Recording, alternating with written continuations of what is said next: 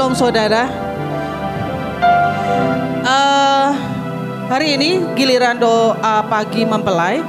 Kita akan fokus untuk memerangi penyesatan. Oke, kita semua tahu ya saudara, tahun ini kita akan segera memasuki tahun baru Cina. Besok tanggal 29 Januari itu adalah tahun ular saudara. Oh bukan, tahun Tuhan, bukan tahun ular. Kata mereka, kita bilang tidak, kita penguasa dunia, kita yang menentukan ini bukan tahun ular. Ini tahun Kristus, tahun akselerasi dan pengenapan. Tidak ada satupun yang bisa mengganjal dan membuat kita berhenti. Kita tahu saudara, ular itu pertama kali muncul pada saat di Taman Eden. Dia dibilang dia adalah binatang yang paling licik. Dan di ayat-ayat yang lain di Alkitab dikatakan ada yang namanya si ular tua. Kenapa dibilang ular tua? Karena ini menjadi musuh bebuyutan manusia. Dibilang ular tua karena ular tua ini misinya untuk menghancurkan, kan dibilangnya Tuhan mengadakan permusuhan keturunannya dengan keturunan kita. Dibilang dia akan meremukkan tumitmu dan kau akan menginjak dan segala macam. Cuman di ayat berikutnya Tuhan Yesus bilang kita sudah diberi kuasa untuk menginjak ular. Jadi tidak ada ya yang dibilang kutuk yang pertama dibilang permusuhan antara keturunan ular dan keturunan manusia itu ular akan meremukkan kaki kita, kan ada ya? Itu tidak, karena Tuhan Yesus sudah bilang karena Tuhan Yesus sudah datang ke dunia maka dia tidak bisa lagi menyerang tumit dan kaki kita, tetapi kitalah yang akan meremukkan dan menginjak dia. Ya, di Wahyu 12 ayat 9 firman Tuhan berkata, dan naga besar itu si ular tua yang disebut iblis atau setan yang menyesatkan seluruh dunia. Di terjemah lain dikatakan si ular tua itu tidak hanya menyesatkan tetapi dia juga menipu seluruh dunia. Dan itulah si ular yang kita kenal dalam peristiwa di Taman Eden. Dialah yang menipu manusia di seluruh dunia. Si ular purba yang memperdaya umat manusia. Jadi penyesatan ini yang diadakan oleh si ular ini tujuannya untuk menjegal. Dan waktu di Taman Eden jelas ya, peristiwa kejatuhan Adam dan Hawa karena si ular itu membuat mereka terpisah dari Allah. Jadi si ular ini menyesatkan tujuannya tidak hanya untuk membuat kita keluar dari jalur, tetapi yang terutama misi dia adalah membuat kita terpisah dari Tuhan. Itu selalu iblis tujuannya. Bentuknya mungkin cuman penyesatan ya saudara, bukan cuman ya, mungkin kata-kata dibilang nanti akan dibahas kemudian, tetapi tujuannya adalah ujung-ujungnya untuk memisahkan kita dari Allah. Karena penyesatan itu bisa muncul dari sesuatu yang kecil, yang kelihatannya remeh dan enteng, tetapi ujungnya memisahkan kita dari Allah. Ya, pekerjaan penyesatan bentuknya macam-macam saudara, tapi tujuannya adalah ya, kalau sudah kena penyesatan ini, ada tanda-tanda kita sudah mulai kena, orang sudah mulai kena penyesatan, itu menjadi error. Sudah pasti saudara. Jadi tidak ada orang yang tersesat yang berkata dia benar dan tidak apa-apa. Semua yang kena penyesatan pasti menjadi bersalah. Pasti melakukan kesalahan demi kesalahan. Tidak hanya kesalahan pada saat dia kena penyesatan, tetapi langkah-langkah berikutnya orang itu juga pasti berbuat salah. Jadi nggak ada yang benar yang dia lakukan. Tidak masuk standar Tuhan. Nah, kalau tidak masuk standar Tuhan itu sudah pasti salah, sudah pasti berdosa. Ya, tertipu jelas, terhuyung-huyung dan ujung-ujungnya jatuh dan keluar dari jalurnya. Berikutnya, ini ada ayat saudara, 1 Yohanes 2 ayat 10 dibilang begini. Ini ciri yang orang yang kena penyesatan ya. Barang siapa mengasihi saudaranya, ia tetap berada di dalam terang dan di dalam dia tidak ada penyesatan. penyesatan. Kalau di dalam terang. Jadi kalau di dalam terang, terang itu kan Kristus ya. Berarti dia ada di dalam kasih. Kalau ada di dalam kasih, pasti dia mengasihi Tuhan dan sesamanya. Ini yang membuat orang tidak kena penyesatan. Kalau saudara cirinya ya, orang sudah tidak bisa mengasihi saudaranya.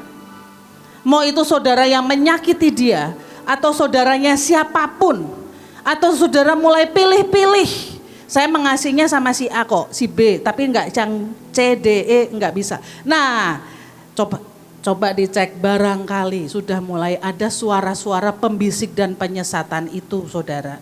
Karena kalau saudara sudah mulai tidak bisa mengasihi semua saudara, saudara tidak ada di dalam terang dan ada penyesatan. Ya, sudah pasti yang orang kena penyesatan tidak sanggup mengasihi Tuhan dan saudaranya karena dia hanya berfokus kepada dirinya. Saya pernah saudara ada di titik seperti ini. Penyesatannya mungkin tidak membuat saya keluar dari Mahanaim atau pindah agama. Enggak, penyesatan itu tidak selalu kelihatannya ekstrim seperti itu ya saudara. Tidak selalu ujungnya pindah agama gitu ya. Membenci Tuhan, jadi hater. Tidak selalu wujudnya seperti itu. Itu yang parah, iya.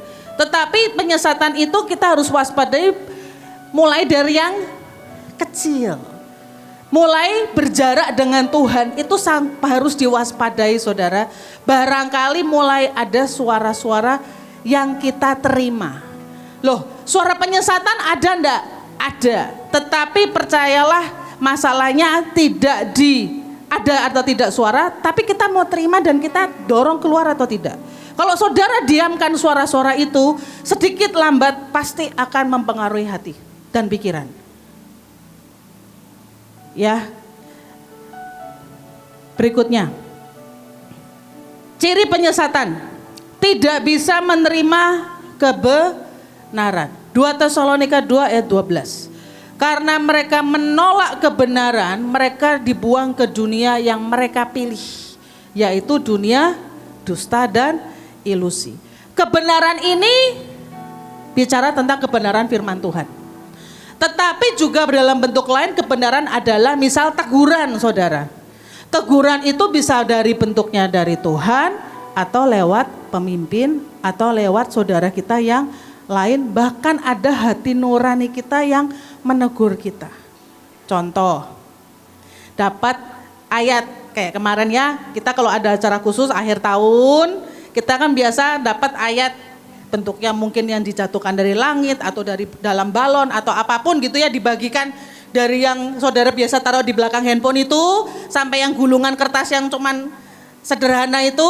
Nah, itu kan ayat ya, kayaknya random ya saudara. Tapi percaya, saya selalu percaya itu tidak pernah random, itu saya. Saya percaya itu kayaknya ayatnya sudah ribuan kali pun kita sudah pernah baca. Tetapi percayalah di momen-momen spesial kalau sampai dibagikan ayat berarti itu Tuhan sendiri yang berbicara. Jangan pernah anggap remeh dan abaikan. Kalau saya simpan, saya taruh di kaca yang tiap hari saya rias. Muka saya lihat itu. Saya tempel, kacanya udah gak kayak kaca lagi. Sekarang kaca rias sudah isinya ayat semua. Menyisakan sedikit ruang untuk muka. Ya kan, mungkin saudara ada yang seperti itu ya, meja rias, kaca rias berubah fungsi. Menolak kebenaran dengan berkata, kebetulan doang, ini bukan buat saya kan enggak begini. Mungkin ayat-ayatnya bilang begini, jangan bersandar pada pengertianmu sendiri. Kan ada ya ayatnya, saudara kalau bilang, perasaan saya enggak bersandar pada pengertian saya sendiri. Jangan saudara, harusnya kan begini ya. Amin Tuhan, aku tidak bersandar kepada pengertianku sendiri. Mulai hari ini sampai selama-lamanya, mulai hari demi hari, aku bersandar kepada Tuhan. Aku bertanya kepada Tuhan setiap saat. Nah itu diperkatakan. Tidak hanya diaminkan ya saudara, kadang tuh tidak cukup cuman diaminkan, cuman disimpan di belakang handphone, cuman ditaruh di kaca. Kita perlu perkatakan. Tidak hanya kita aminkan. Jadi tolong saudara, jangan ditolak. Tolak itu bukan berarti cuman dibuang ya, tolak tuh di hati, saudara. Kita belajar jujur dengan hati kita sendiri, ya. Mungkin pada suatu hari dapat ayat, lalu dapat bisikan atau dorongan kecil dari Tuhan untuk mengampuni seseorang, mau suami, keluarga, teman, pemimpin, anak buah, tetapi berdalih, kan dia duluan yang marah-marah, kok saya yang harus merendah? Nah, itu sudah tidak bisa menerima kebenaran. Ayatnya bilang apa? Kalau menolak, dibuang ke dunia yang dipilih sendiri, yaitu dunia dusta. Siapa yang mau hidup dalam dusta? Kan ada ya, bahkan dunia bilang jangan ada dusta di antara kita, ya. Apalagi dalam firman Tuhan dibilang dibuang ke dunia yang dipilih, yaitu dusta dan ilusi. Tidak ada yang di sini yang mau hidup dalam dunia dusta?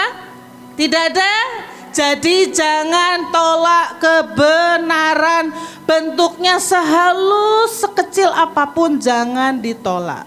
Tetapi langsung itu, firman adalah pedang, ya, tancap ke dalam hati, ke dalam jiwa, saudara. Itu tidak menolak kebenaran. Bilang, yes, terima kasih Tuhan, aku bertobat. Terima kasih Tuhan atas teguranmu. Ya, saya salah Tuhan, aku terima. Itu sudah membuat kita ribuan langkah jauh dan mendorong keluar dunia ilusi itu, saudara, dunia dusta itu. Ya, jadi sekarang ini harus jadi tahun kita action, saudara, amin. Tidak hanya mengaminkan itu bukan action, kurang panjang, saudara. Amin, lalu harus panjang. Aku percaya Tuhan, aku tidak berjalan dalam hikmatku, aku tidak berjalan dalam pengertianku, aku berjalan dalam pengertian Tuhan. Aku tanya Tuhan setiap saat, aku mendengar suara Tuhan, aku peka akan suara Tuhan, aku mengenali suaranya, aku dapat membedakan suara Tuhan, suaraku bahkan suara iblis.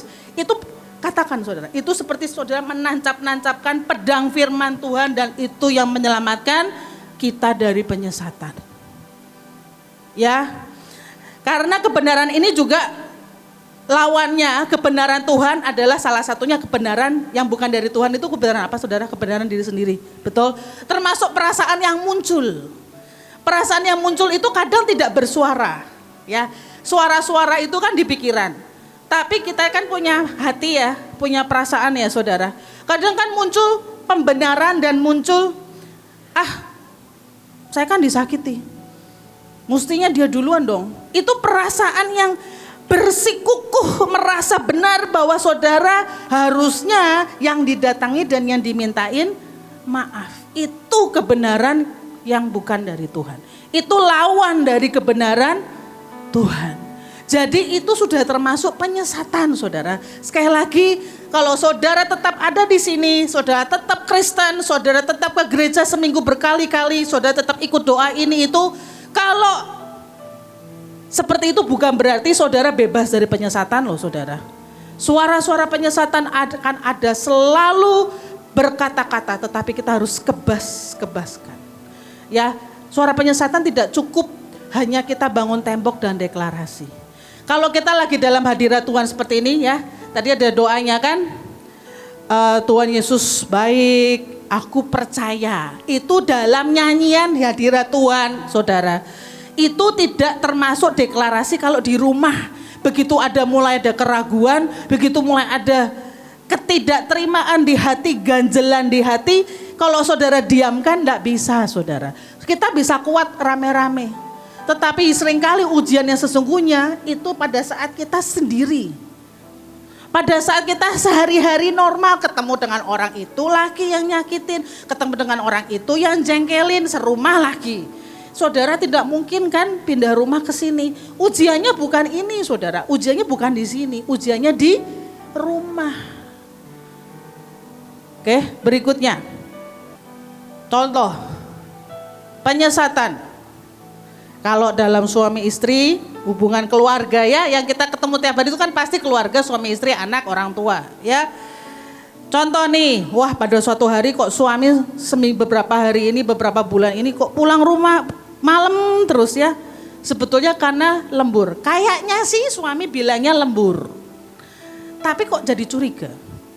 Beneran lembur enggak ya? Masa sih baru awal tahun sudah lembur?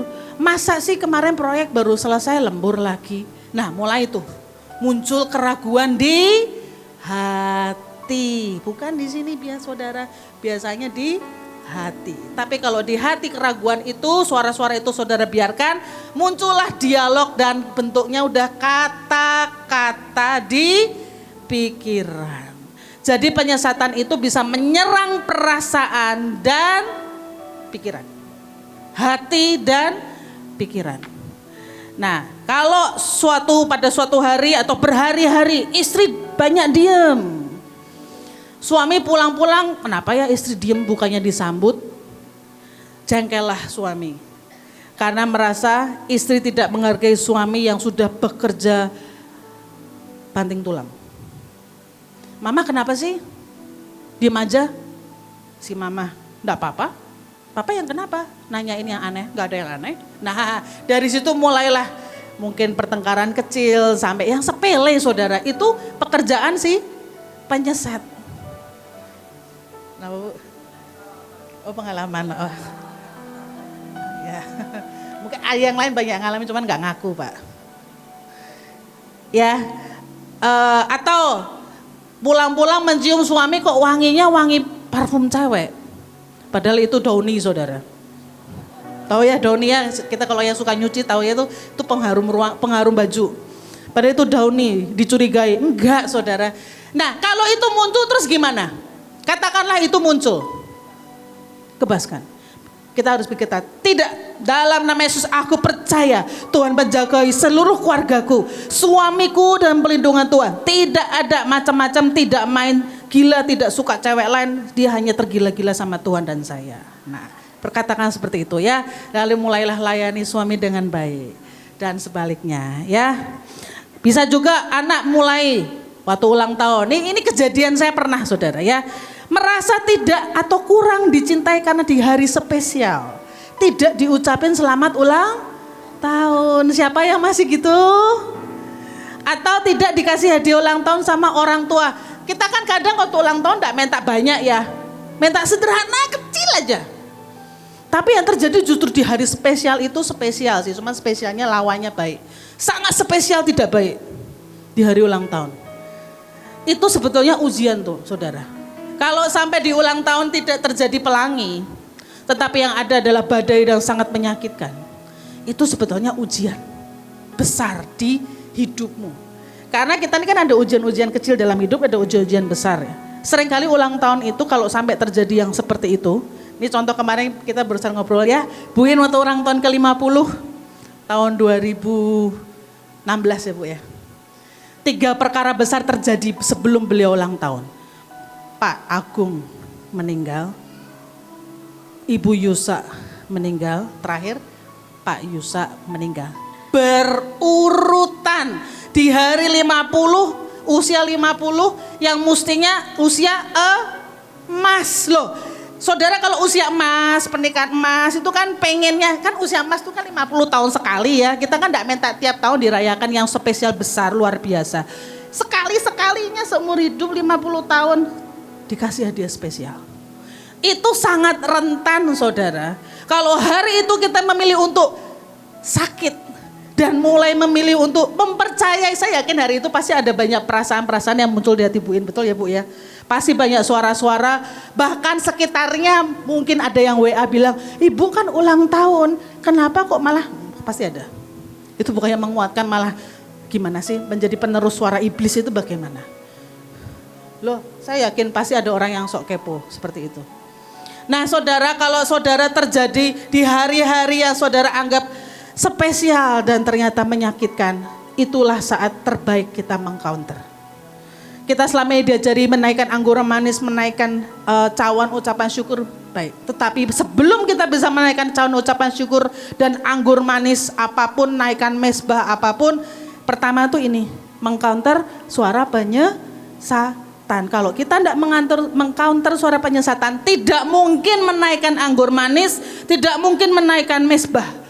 Mustahil. Kenapa? Lawannya, musuhnya belum dipedangin kok, belum diusir keluar, tidak mungkin saudara. Baik kita ada doa pagi ya, menaikkan anggur manis bersama-sama panggilan tertentu, ini baik. Tetapi ini bukan pertandingan kemenangan pribadi kita saudara. Ini untuk dunia, ini untuk bangsa. Ini untuk korporat, tetapi ini tidak membuat saudara dipromosi. Beberapa hari yang lalu Bapak Joshua cerita khotbah tentang promosi. Ya promosinya kalau ini saudara, bukan yang rame-rame seperti ini. Ya, contoh lain hubungan gembala dan jemaat, pemimpin dan anak buah. Pada suatu hari kalau sampai ada nih ya, saudara di gereja, kok di sini kan kita mendadak ya kebiasaan buin berdiri depan pintu, selamat pagi, terima kasih, selamat mendadak. Pegel 2000 kali saudara.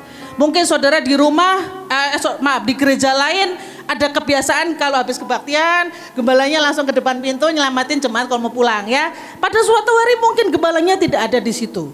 Mulailah tanda tanya, kemana sih gembala? Kok begini? Nah, padahal gembalanya lagi melayani yang lain.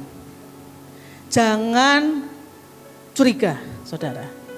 Kalau ada gembala tidak muncul, saudara pemimpin saudara tidak muncul, doakan. Jangan jadi diolah-olah dan di-entertain itu suara. Ya, atau akhir tahun, contoh, saudara mungkin seorang pemimpin, tidak didatangin orang, satu orang pun untuk minta didoakan. Siapa yang merasa pernah terganggu? Atau kok lucu ya, semuanya sibuk pelukan kok kayak sendirian gini. Ada yang merasa seperti itu? Ya saudara pergi ke orang lain. Kalau saya ya begitu kok kayaknya gak ada yang datengin saya, ya saya ke orang lain. Simpel kan saudara? Kenapa harus pakai patokan saya pemimpin saya harus didatengin? Betul? Nggak harus kan seperti itu? Kalaupun saudara pemimpin, siapapun kita, saudara pemimpin di gerejamu misal, tidak didatangi anak buah atau siapa atau keluarga, oh suami malah sibuk sama orang, bukannya kita gandengan akhir tahun berdoa bersama. Ya saudara yang datangin dong. Jangan dibuat ribet saudara. Ya. Nah, hari-hari ini kan lagi bagi jemaah bagi kain ya. Kain profetik kemarin bagi lagi tuh. Siapa tahu ada yang tidak dibagi. Siapa yang merasa terganggu? Mulailah muncul suara-suara, oh saya enggak dikasih ya, saya enggak dimasukin ke daftar ya, berarti saya tidak dianggap. Itu suara penyesatan saudara. Jangan buat saudara ini terpisah dari Tuhan hanya karena kain.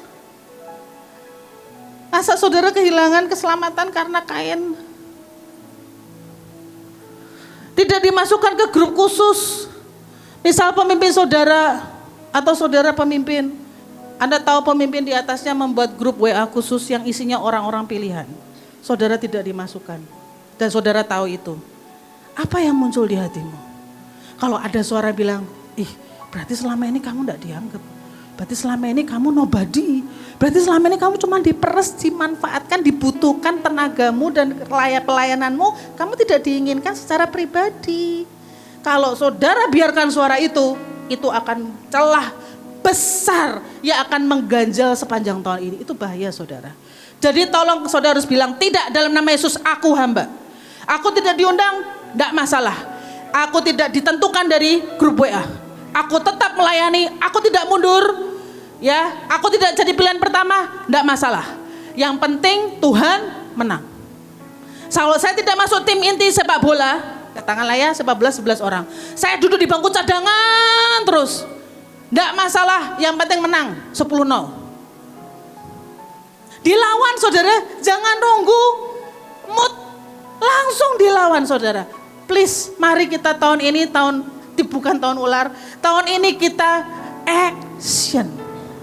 Ya stop dengan perasaan-perasaan dan suara-suara yang mengganjal dan yang kayaknya membenarkan dan ngepuk-puk. Kayaknya mengerti di pihak kita. Enggak saudara, iblis tidak pernah di pihak kita. Dia selalu tujuannya memisahkan kita dari Tuhan. Nih ya, contoh lagi ya berikutnya. Kalau kita ini mulai kecewa karena peristiwa apapun, misalnya tadi soal grup, soal kain, apapun. Langsung berkata, sebut nama. Dalam nama Yesus Daud, mungkin namanya Daud ya, saya kasih contoh Daud. Dalam nama Yesus Daud, Tuhan bekerja dalam segala hal untuk kebaikanku. Mau enggak diundang ke grup, enggak dikasih kain, enggak diangkat, enggak dipromosi pun. Aku ikut Yesus, aku mengabdi, aku melayani, aku dimanain, aku ditanam, tidak untuk dinaik-naikkan. Tuhan meninggikan atau enggak urusan Tuhan, bagianku melayani. Kalaupun saya berdoa kita punya iman sekalipun saudara. Sadrak, Mesak, Abednego kayaknya tidak ada tanda-tanda diselamatkan Tuhan. Itu beneran dilempar, sudah dilempar ke dalam perapian saudara. Tuhan tidak ada tanda-tanda nolong. Itu udah benar-benar pasrah, udahlah matilah. Bilangnya apa? Sekalipun Tuhan tidak menolong kami tidak akan menyembah. Kayaknya saya tidak tahu ya antara susah dan mudah. Saya berdoa Tuhan mampukan dan milikilah ketetapan mari miliki ketetapan seperti itu saudara. Ini ada contoh saudara, kemarin itu ada kebakaran di LA. Ada satu aktor Mel Gibson, dia ini kan anak Tuhan ya. Dia produser yang membuat film Passion of Christ. Dan film-film lain ini sebetulnya anak Tuhan. Dia waktu ditanya gimana, ini benar-benar rumahnya rata sama tanah kebakar. Dia bilang gini, God gives, God takes. Itu dia ngutip dari Ayub. Tuhan yang memberkati saya selama ini, saya kaya punya rumah jutaan dolar. Saya jadi bintang Hollywood, saya jadi sutradara terbaik di Hollywood. Kalau hari ini Tuhan ambil semua, oke, enggak masalah. Tidak ada pahit, getir, nangis saudara. Itu Mel Gibson. Bahkan dia bilang, inilah saatnya aku dipanggil melakukan apa yang harusnya dulu aku sudah lakukan. Yaitu aku memproduksi film-film non-woke. Ya saudara kau tahu ya, woke itu kan lagi rame di Hollywood. Dan memproduksi film-film untuk Tuhan. Dia bilang begitu, dari kejadian ini saya ngutip dari koran saudara. Ini dia mengcounter. Rumah kebakar saudara, itu kan kayaknya wajar ya semua menangis-nangis, semua sedih, hawa-hawanya hawa sedih. Karena seluruh ribuan orang mengalami yang sama, tapi dia enggak mau. Dia bilang, enggak. Tuhan ngambil, Tuhan beri, Tuhan ngambil, terpujilah nama Tuhan. Ya, lalu kalau saudara lagi mengalami kekecewaan mulai nih, ada perasaan yang membuat, aduh Tuhan kok gini ya. Nah, counter, Tuhan Yesus baik. Filipi 1 ayat 6. Dia tidak membawaku sejauh ini untuk aku gagal. Aku kepala dan bukan ekor. Saudara kadang kita ini enggak hafal ayatnya di mana dan bunyi persisnya apa. Enggak masalah saudara. Enggak masalah. Saudara enggak perlu cari handphone mana ya. Minta ayat ke pemimpin ayatnya apa untuk mengcounter kalau saya kecewa. Langsung ngomong saudara. Deny. Ya saudara tahu deny? Sangkali perkataan iblis. Jangan sangkali Tuhan. Kalau mau menyangkali, sangkali perkataan iblis. Ya, kalau saudara sedang dalam kondisi keuangan yang tidak baik, kesehatan juga naik turun, bilangnya apa? Aku lebih berharga dari burung pipit. Burung pipit Tuhan pelihara. Burung pipit tidak bekerja. Makan minum disediakan dipelihara Tuhan, dan Tuhan bilang aku lebih berharga dari banyak burung pipit. Tuhan Yesus tidak mati untuk burung pipit. Ya, Tuhan Yesus mati buat saya. Jadi saya ini mahal. Jadi tidak mungkin Tuhan tidak pelihara saya. Itu tiba-tiba perasaan yang mulai kecewa, mulai meragukan tuh mundur. Seberapa saudara dorong. Nanti someday kalau dia datang lagi, ya dorong lagi saudara. Ya hidup dorong-dorongan. Ya enggak apa-apa. Itu berarti saudara apa? Menang lagi dan menang lagi dan menang lagi dan menang lagi. Bukan maju mundur saudara. Itu menang dan menang dan menang dan menang dan menang. Jangan dilihat maju mundur, enggak. Itu adalah menang.